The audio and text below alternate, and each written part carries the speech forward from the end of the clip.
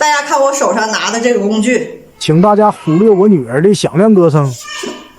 这个就是我上期视频当中提到的一个新的工具，用这个刷吸附灰尘的水特别快，比刷子刷要快上好多倍。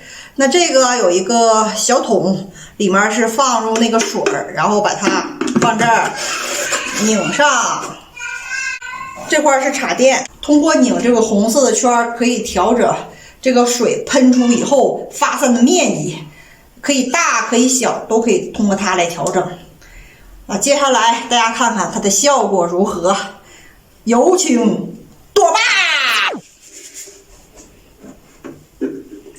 这个水倒入的有没有什么规定啊？必须倒入最少多少？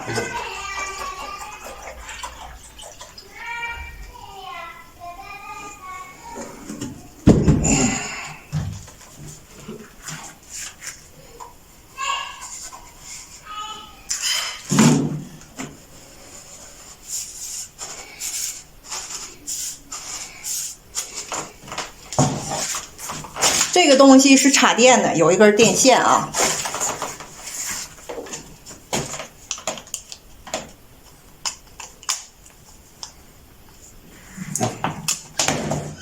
玩儿哦。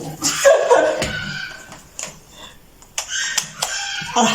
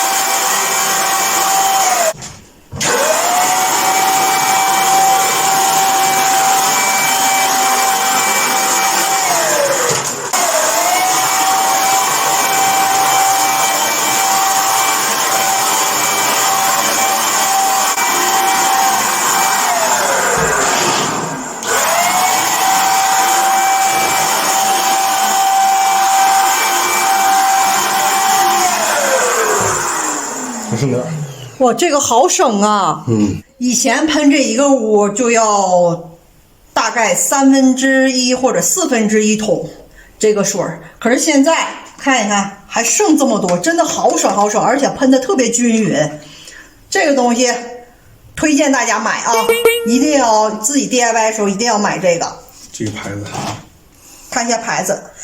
有很多朋友一整就会问我，你的测验仪是什么牌子啊？在哪儿买呀？你的这个工具是在哪儿买的呀？或者你的卷帘在哪儿买的？看一下这个牌子，今天看一下这个牌子，我们是在 Lidl 超市买的。你们也可以在网上，其实不一定非要同一个牌子啊，你就是同样的工具，同样的这个操作就可以。喷完这个以后呢，要等4到5个小时让它静置，灰尘都吸附了。现在已经是晚上了，到明天时候我再开始做浴室的防水。具体怎么做防水，大家期待我明天的视频。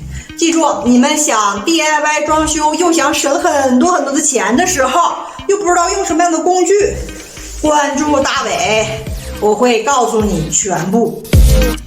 我们下期再见，拜拜。